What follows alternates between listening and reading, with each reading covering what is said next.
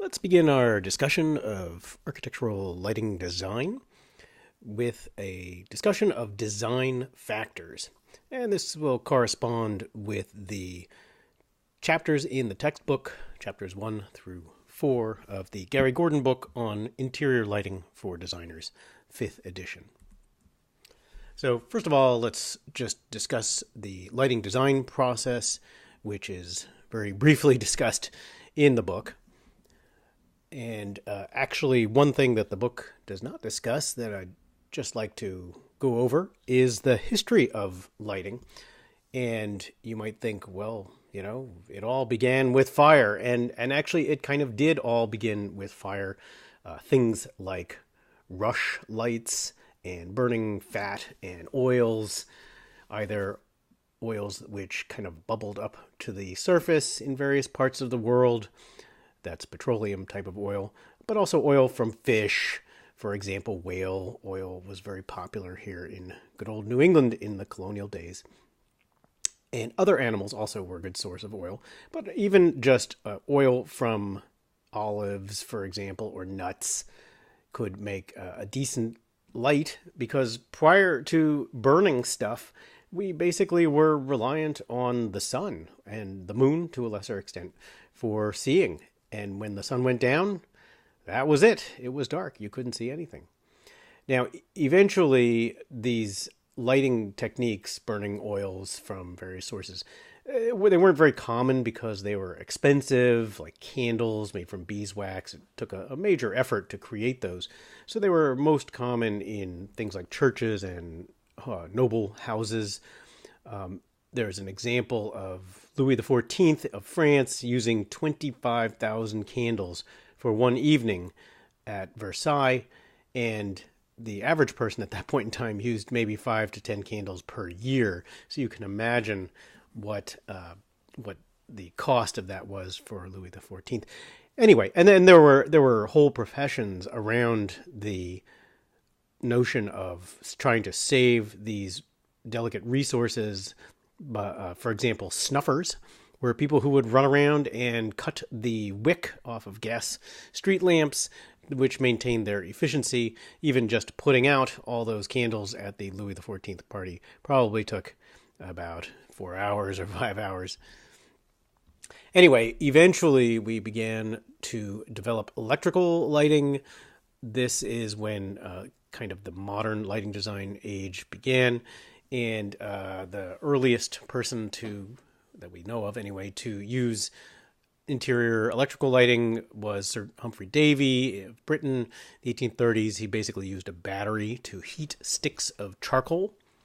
And any of you who have ever tried the home experiment where you take basically a pencil lead and connect a battery to it, you will find out, oh yes, it burns. It burns extremely well. So eventually Edison and Swan developed a carbon filament lamp, and Edison in particular experimented with a lot of different materials to see which ones would burn but not burn away, and came upon the tungsten filament eventually. Various people after that point, that's the 1870s, various people in the early 1900s came up with what are called high-intensity discharge lamps. And these are basically similar. They're passing a current through some material, but in this case, the material is different than carbon or tungsten. Metal halide was a common one, and the current passing through it would cause it to glow. And these were often needed a transformer to jump up the voltage enough to cause the light to arc across this material. Also, discharge lamps, other types of discharge lamps, had an actual arc of light that crossed between two points, two electrical points, an anode and a cathode. And those are fluorescent lights. And those also came around the turn of the century. Eventually, in the 1960s, solid state lighting developed, and that is what we're really using mostly nowadays, is LED, light emitting diode lights. So in terms of the actual design process, the the modern, obviously, lighting design process. First thing you'll want to do is look at your architectural program and really think about, are there any strategies in terms of lighting that are going to work for your particular program, in particularly considering photobiology, which is to say how humans respond to lighting conditions during the day, and also emotional impacts. For example, if your architectural program is an office, well, people who are sitting in an office all day really need to have exposure to daylighting and the way daylighting changes during a day, because that's a very healthy environment for them. So designing your office to have a lot of daylighting would be important. Whereas if your project is something like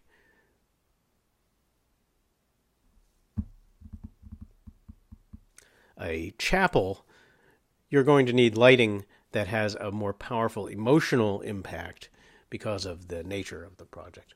So then you'll want to think through what sort of tactics you're going to use with your lighting. Is it going to be natural lighting or electrical lighting is, of course, the first decision to make. And if your project is used primarily at night, probably you're going to be going with electrical lighting. But then also the direction of the light, how the light is distributed from the light fixtures. Is it going to be a bright space or not? Is it going to be an evenly lit space or not? And then once you've gotten to that point, you'll go ahead and start choosing equipment. Certainly early on, the equipment will be generic in nature as you put it into your computer modeling software, but then you'll choose exact models from manufacturers.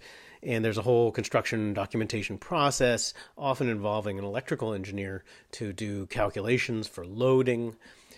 Also, we are responsible for electrical power consumption. As interior designers, part of your purview is to make sure that you comply with those codes. Usually those are limiting the amount of power that a space or a project uses. Finally, depending on the sophistication of the lighting design, you may actually show up for the installation. Aiming lighting is a really great way to make sure that your super expensive, highly sophisticated lighting design will be actually pointing at the elements of the space that you were hoping. Usually the electrical contractors are not always quite so interested in the subtleties of your design. They're more about installing the fixtures properly. Okay, let's talk about perception and vision. And first of all, what is light? Well, it's radiation is basically what it is, and we really only see a teeny tiny bit of the radiation which is out there. This ranges from really short X-rays and gamma waves to really long radio waves. Our eyes cannot perceive all these different things. Although, interesting enough, some animals, I believe it's frogs, that can actually see UV radiation. And certain animals actually have patterns on their bodies. I know a lot of moths have infrared patterns on their bodies so that at night other moths can recognize them in the low light conditions. So, and those colors, if you kind of look at them in greater detail, there's of course a spectrum, and you've all probably seen this, the whole Roy G. Biv thing: red, orange, yellow, green, etc., etc. Indigo, violet. I think they added that in there just so that it spelled out Roy G. Biv. But anyway, for the most part, we can only perceive this very narrow range. There are devices out there, for example, cameras which can perceive infrared, and infrared will give you a sense, if you take a photo, say, of a house in winter, it will give you a sense of where the heat is leaking out. So how do we actually perceive that? Well, we've got eyeballs, and it's really quite complicated and frankly kind of amazing that our eyeballs work at all. And what happens is the light enters through the pupil here, the opening in your eye, and the eyeball is basically kind of a I don't know, a big orange shape filled with aqueous humor, which is, I don't know, kind of a transparent goo The light comes in through the pupil. Now, interesting enough, the light that arrives on the back of your retina, the back of your eyeball is called the retina. The image is actually upside down, and somehow your brain manages to flip it right side up. And in fact, they, meaning optical experimenters, have done experiments where they put a pair of glasses on individuals that flip the image before it gets into your eye, so that in theory, on the back of your retina, that image shows up right side up for a change. And what they found is that the people wearing those glasses for the first couple days are basically walking into walls a whole lot, but that, interesting enough, after a few days, their brain basically begins to flip the image and allow them to navigate the world as they would if they weren't wearing the make everything upside down glasses. Anyway, the light that passes through the pupil lands on the retina. The main center part of that light lands on what's called the fovea centralis, and that is a super concentration of light perceiving cells. And that is, when you talk about something showing up in your center of vision, that is your center of vision, and it is the most acutely precise part of your field of vision. Anyway, once the light lands on all those light perceiving cells, the signals, here's what we saw, that passes down through the optic nerve and over to your brain. And basically, if you kind of take a slice through the retina, what you'll see is that light passes through optic nerve fibers and lands on different cells that perceive it. Interesting enough, at the bottom of the stack are the light perceiving cells, the rods and cones. So the light itself has to pass through a number of different kind of connective cells before it lands on the ones responsible for interpreting that information. And you might say, well, all that gets into your brain, that's it, I'm done, right? Well, that's sort of apprehension, what lands on your brain.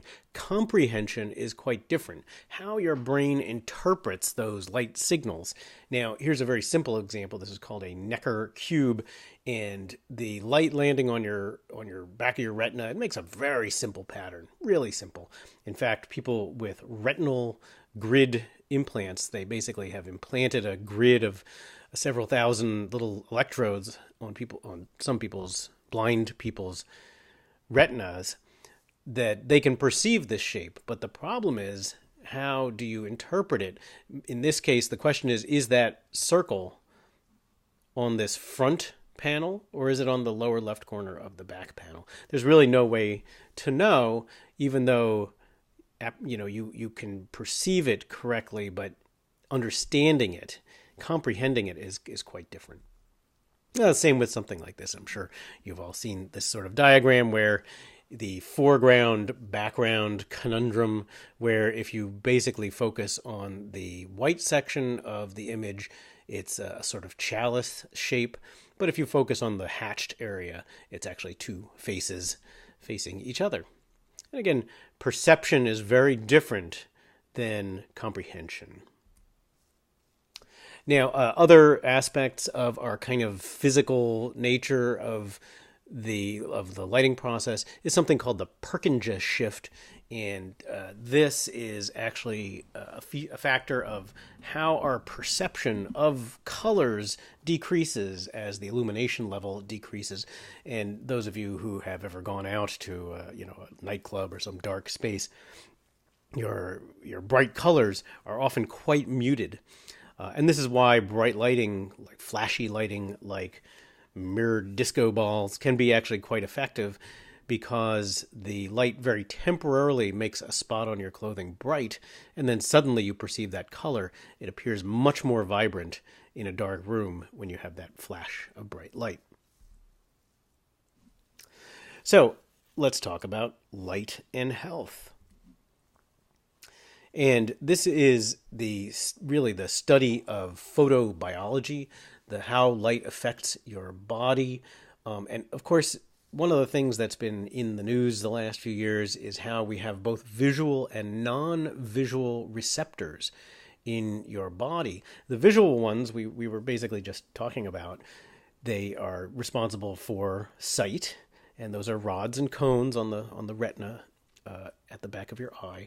But non-visual receptors, which is to say other cells in behind your retina, these cells actually do respond to light, and in particular primarily the wavelengths of blue lighting. And those wavelengths help the body regulate melatonin and cortisol, and also body temperature, which absolutely and directly affects both alertness and your circadian rhythm, your sleep patterns. And the issue at hand is that we tend to have a lot of artificial lighting in our environment anyway, and that tends to shift towards the blue end of the spectrum, particularly your cell phones.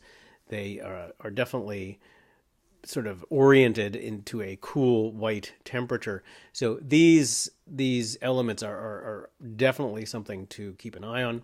And basically what happens here, this is kind of a diagram of how your visual cortex works, is that when your eye is closed, lighting still enters your brain into an area called the retinohypothalamic tract.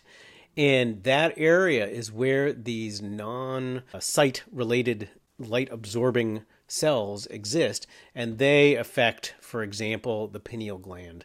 So it's really interesting how even when you're sleeping, if you're one of those people with sort of thin eyelids, you are going to be very affected by the lighting in your room. And I'm sure we've all known people or had roommates who insist on having the shades drawn or put a pillow over their head when they sleep. And that's absolutely for this reason, to block the light that is passing through their skin.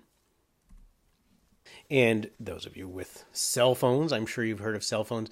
Well, this is cell phones with the night shift active. This is an iPhone. And night shift will cool off the color temperature. If you look at the left side of your screen, that is during the daytime, and then at night it shifts brown, sort of like a sunset. The theory behind this is that your eyes and your brain are all adjusting to this notion of light kind of becoming more yellowish, more warm in color as the evening progresses. So there are also people out there, a society called the International Dark Sky Society, or Association, out there to advocate for basically shielding electric light so that, one, we can see the sky, because normally you don't see that many stars. The reason you don't see them is because they are washed out by artificial lighting around a city. And those of you who have ever, say, flown into Boston or New York on a foggy night, you see that the whole sky is kind of lit up. It's quite dramatic. So the dark sky folks are advocating for really trying to keep electric lighting outside to a minimum. Fortunately, with new electric street lighting technology using LEDs can be turned on and off or dimmed really infinitely, and this would allow in the future for streetlights to be dimmed at night so that it would decrease the amount of light kind of leakage out into the sky. The other thing to consider about sort of lighting and physiology is how your light sensitivity changes as you age, especially if you're working on a project that is, for example, oriented towards senior citizens. If you look at the younger side of this chart, people who are aged 19, 20, their accommodation, their ability to adjust their eyes from a bright light to a darker light is very quick. It's very fast, and their eyes are able to change when they go into, say, a dark tunnel. As you get really past your mid-40s, the ability to adjust just drops dramatically, and this is a real problem. There is a physiological reason that older drivers often struggle to drive at night. It's all the brightness around them that causes their eyes to adapt, for example, to oncoming headlights. Then once those headlights are passed, it just takes a long time for their eyes to adapt to the darker light levels. The other thing is that our lighting sensitivity is actually somewhat variable. Our eyes are not adapted to all wavelengths. And I'm sure some of you have heard that dogs are even more limited. Dogs are not color blind, but they are color limited. I believe that they don't see red, and so they're just basically missing that type of cone. But even humans, we do have kind of a trough between the blue and the green areas of wavelengths that we don't see all that well, which can explain some peculiar phenomena. Now, if you are color blind, then there's a test for color blindness, which many of you may have seen. And if you're looking at this image and you cannot see the numbers, then you have color blindness. It's very common, well, not very common, it is more common in men by a lot, by I think a factor of 8 than it is in women. And men in general do not have as many cones in their eye, and particularly their fovea, as women do. So in fact, generally, not always, men are less sensitive to color in general. And this is probably something you want to keep in mind when you're working with clients.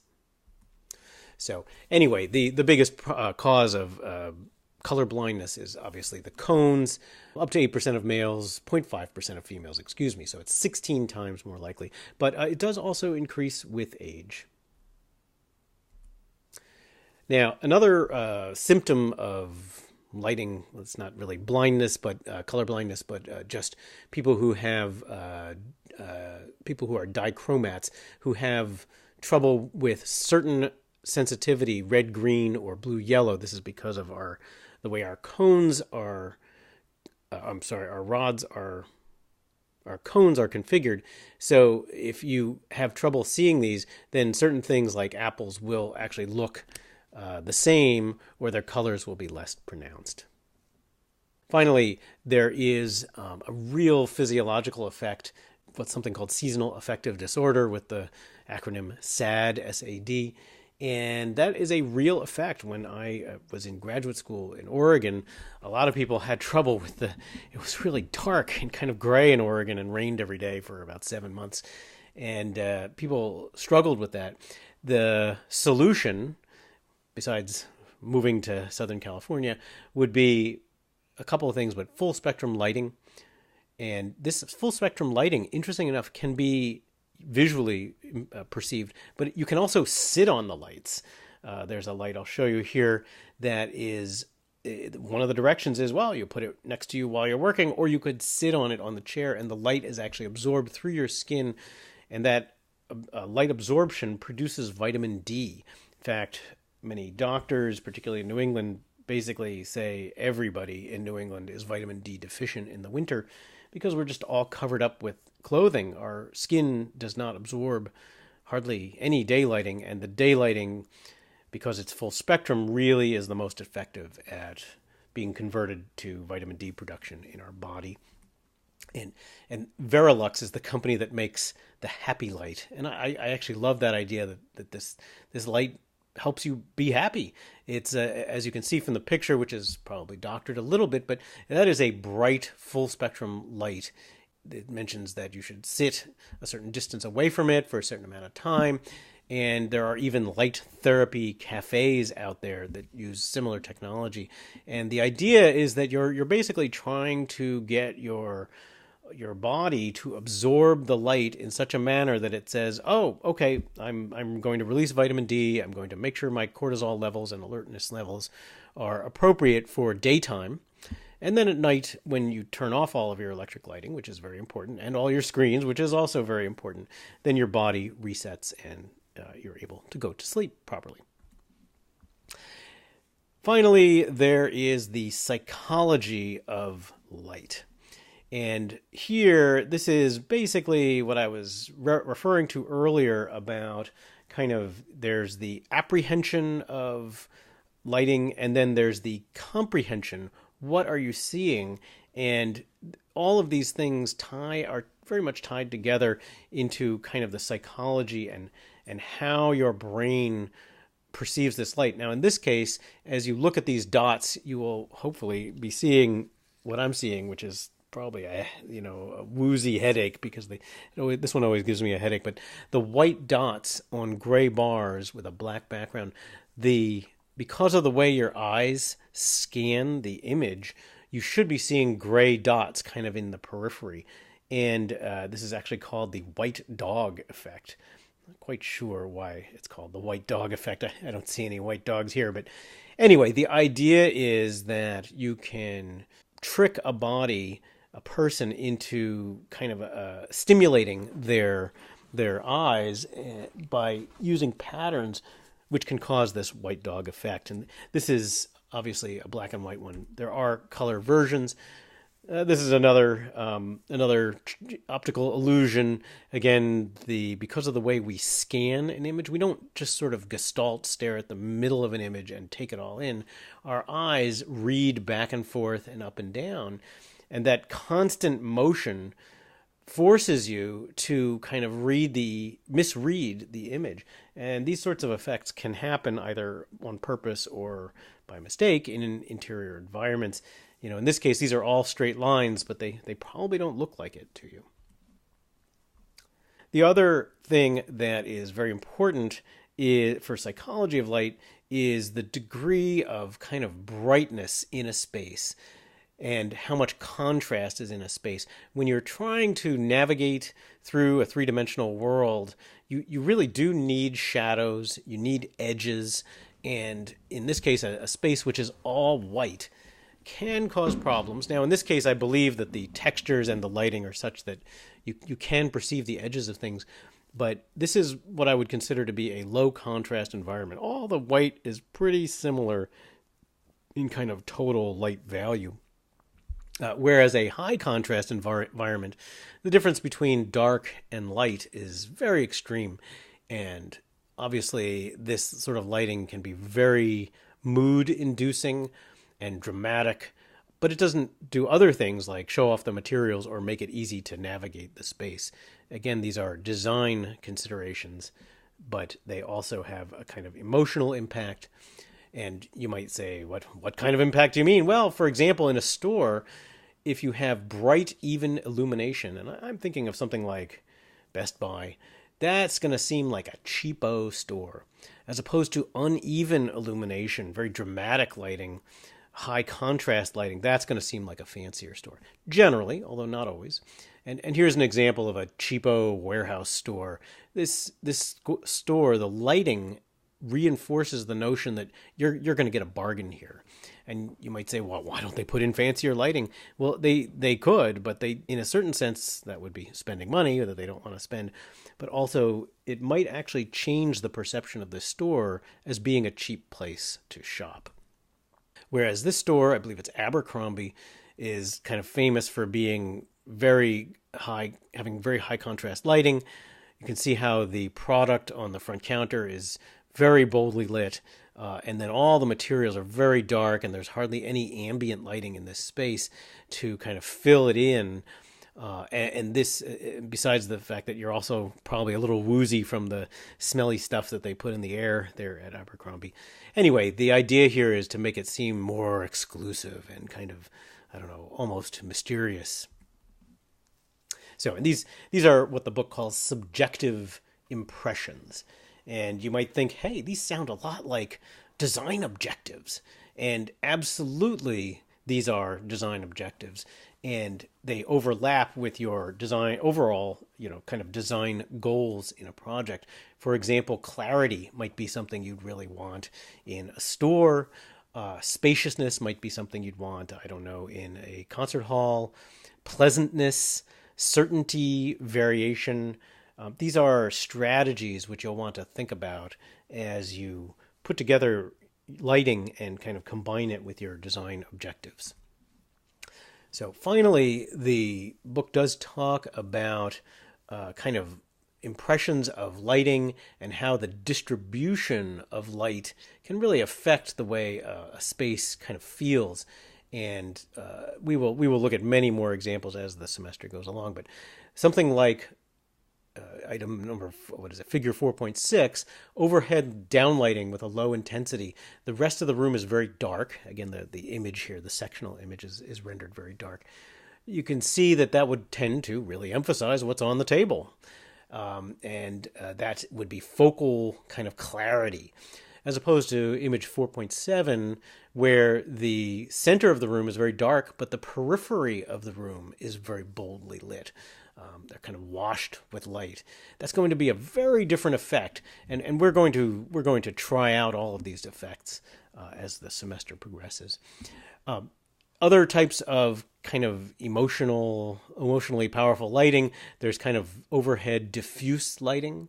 That's going to be a very different environment than, say, the number figure 4.9, where they have peripheral lighting and the center table lit, but not the floor. And then the whole room can be flooded with light. That's kind of overhead diffuse lighting. And finally, you can combine everything. And if you think about it, this space probably has like 1 million light fixtures in it. So one of the most kind of famous examples of kind of, I don't know, perception and the quirks of the way your human eye works is this, I don't know, internet meme that was passing around, which is kind of, what color is this dress? And interestingly enough, there are a number of different explanations, including this one in Wired magazine, and no one can agree on the color of the dress. And of course, part of it has to do with the kind of range of colors that your own personal eye can perceive. So most humans have kind of that trough, as I mentioned, with a certain wavelength of light. Well, if you have a more pronounced trough in that wavelength, that bluish wavelength, you're going to see this dress absolutely as kind of gold colored. Whereas other people have lighting deficiencies in other wavelengths, they may be more likely to perceive it as blue, I guess. And then, of course, the color of the light that you look at the image under is going to have an effect. And in this case, if you're looking at it on a piece of paper printed out in daylight, that's going to be very full spectrum. You're probably going to get a very realistic sense of the color. Whereas if you're looking at it on a bluish computer screen, blue shifted computer screen, and under, blue, cool white fluorescent lighting, then it's going to shift toward the blue. Finally, there are basically 4-ish design elements that the book talks about. The book really talks about 3, but then it talks about daylighting, and I think that's a 4th element. And these are, of course, vastly oversimplifying the strategies used in lighting. Most light fixtures kind of, they cross the line between these different different elements. But let's try to. I'm going to try to define them as simply as I can. First of all, there's ambient lighting, sometimes called general lighting. And this is just lighting that is filling a space. Sometimes you're not even aware of the source of the light. A lot of architectural photography actually is just filled with ambient light that they've brought in artificially. But a lot of times in a space you might see a kind of grid of downlights up in a ceiling. And you're like, what are they even lighting? And they're basically just filling the space with light so that you can navigate around the room. There's something called focal glow or task lighting, which are related, and those are usually when you're lighting something. It can be an architectural element, which is what the book talks about initially, but then also task lighting if you're lighting a work surface or an object that you're focusing on. Finally, interesting enough, the book has always used this term, and I honestly don't really remember other people talking about sparkle, but that's what the book calls it. Anyway, decorative lighting is basically the third one the book specifically mentions. Finally, daylighting, and I really think daylighting, for the health reasons, deserves to be elevated to the level of the 4 main design elements. Let's talk about ambient lighting first. Typically, this is very much low contrast lighting in the background. Okay, it often can set the mood, and but it's not usually enough to work by. But sometimes you'll see things like coves or ceiling washing. The examples I have here are actually almost certainly lit with fill light from the architectural photographer, but you can see you almost don't even know where the light is coming from, which of course is the photographer's main goal. There is a little bit of a gradient from left to right, going from brighter to darker, but not really that much. This is a space which is very easy to navigate. So in this space, it's very similar. I believe this is actually a computer-generated space, and that's one of my big pet peeves about computer-generated imagery is that it can often have a kind of unnatural appearance because of this overabundance of ambient lighting. It's not really clear where the light source is in this situation. Also, the ceiling is kind of shiny in this particular rendering. But here again is another image where there is a kind of greater shadow depth here, but basically it's still not entirely clear where the light source is. You can kind of see a window reflected in the TV screen. But so ambient lighting, again, not performing any specific task, not lighting any particular element, just kind of flooding the space with light. Now, this is very similar to something called general lighting. General lighting is basically ambient lighting as the only lighting strategy in a space. And again, no specific intent, but general lighting general lighting refers to when you have a something like an office space where you're looking for maximum flexibility. And here's an example of it's what they actually call direct indirect lighting, where the light source is similar to a fluorescent tube, but the source is hidden. The light goes up and bounces off a reflector and then down into the space. And what this means is it's not tied to any specific furniture layout. Really, any layout can work. It's not always the nicest strategy, but your typical classroom, for example, also uses this strategy. What the book refers to as focal glow or task lighting is something where it's sort of architectural lighting. Often it's vertical surfaces such as a wall wash or other three-dimensional objects within the space. But it also does include what is commonly referred to as accent lighting, which is to say lighting on very specific objects like a painting or a sculpture. So, and here I found this nice online comparison of a space which just has ambient lighting where, it's actually kind of uninteresting. And then when you add in accent lighting, where the flowers, the painting, and the sculpture are highlighted, and here's a kind of wider view. Again, it's a little flatter when you just have the ambient lighting. It really gives kind of depth and interest and a kind of hierarchy to the space when you have accent lighting. Now, and here are some real-life examples. This is a front desk.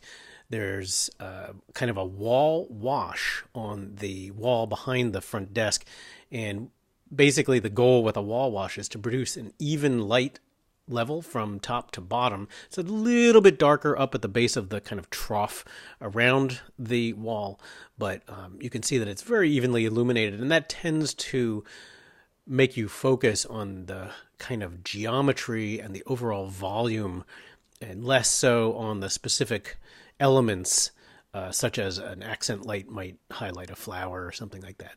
This is much more kind of spatial. Something like this also works in a very similar manner. In this case, they are top and bottom wall washing. In fact, it's close enough to the wall that it's what you would call grazing light, which tends to bring out the surface texture a lot more. And that makes sense in this space because the brick is clearly a unique element.